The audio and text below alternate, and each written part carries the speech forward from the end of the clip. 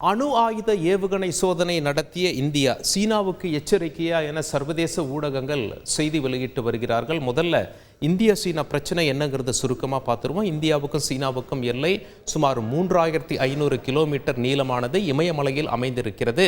அங்கே கரெக்டான ஃபென்சிங் எல்லாம் உங்களுக்கு கிடையாது, மலைப்பாங்கான இடம். அதனால் இரண்டு நாட்டு இராணுவமும் அடிக்கடி மோதிக்கொள்கிறது.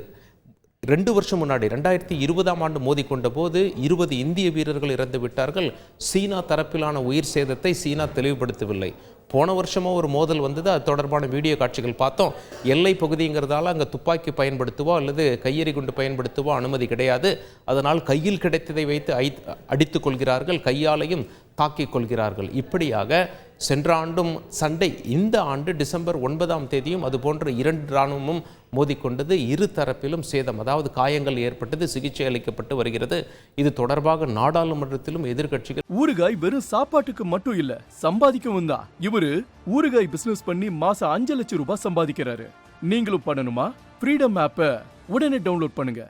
பூதாகரமாக இந்த விவகாரத்தை பேசின, வெளிநடப்பு செய்தன, இதெல்லாம் நமக்கு தெரியும். இந்தியாவுக்கும் சீனாவுக்கும் இருந்து வரும் பிரச்சனை நமக்கு தெரியும். சரி, ஏவுகணை சோதனைக்கு வருவோம். அக்னி 5 ஏவுகணை, அக்னி 1, 2, 3, 4, 5ன்னு சொல்லுவாங்க. அக்னி 1 என்பது 700 கிலோமீட்டர் பாயும், அக்னி 2 அதை விட அதிகமாக போகும். இப்படியாக படிப்படியாக வந்து அக்னி 5 என்பது சீனா வரை பாயும் என்பதால் சீனாவுக்கு இது எச்சரிக்கையா என பேசப்பட்டு வருகிறது. முதல்ல அக்னி 5 ஏவுகணை சோதனை நடைபெற்றது 2012ஆம் ஆண்டு. தற்பொழுது நடைபெற்றிருப்பது 9வது முறையாக இந்த சோதனை நடைபெற்றிருக்கிறது. அதாவது இது எதை தாங்கி செல்லும் அப்படின்னு சொல்லி கேட்டிங்கன்னா, அணு ஆயுதத்தை தாங்கி செல்லும். சீனாவும் அணு ஆயுதம் சக்தி கொண்ட நாடு, இந்தியாவும் அணு ஆயுதம் சக்தி கொண்ட நாடு. எவ்வளவு தூரம் போவோம்? சீனா வரைக்கும் போவோம்னு சொன்னீங்களா, அது எத்தனை ஆயிரம் கிலோமீட்டர்னு கேட்டிங்கன்னா சுமார் 5000 கிலோமீட்டர் பாயும். அக்னி 6 ஒன்று செய்து கொண்டிருக்கிறார்கள், அது சுமார் 8000 கிலோமீட்டர் பாயும். இன்னும் செய்து முடிக்கவில்லை, ஆராய்ச்சியில் அது செய்யப்பட்டு வருகிறது. ஏற்கனவே நம்மகிட்ட இருக்கிறது இப்போ 5000 கிலோமீட்டர் வரை பாயும். இப்படியாவது இந்தியாவுக்கும் சீனாவுக்கும் பிரச்சனை இருக்கும். இந்த நேரத்தில் நேற்று ஒடிசாவில், முன்னாடி வீலர்ஸ் ஐலண்ட் என அழைப்பார்கள், இதன் பிறகு இப்பொழுது பெயர் மாற்றப்பட்டு டாக்டர் அப்துல் கலாம் தீவு என்று அழைக்கப்படுகிறது. அந்த தீவிலிருந்து இந்த ஏவுகணை விடப்பட்டிருக்கிறது.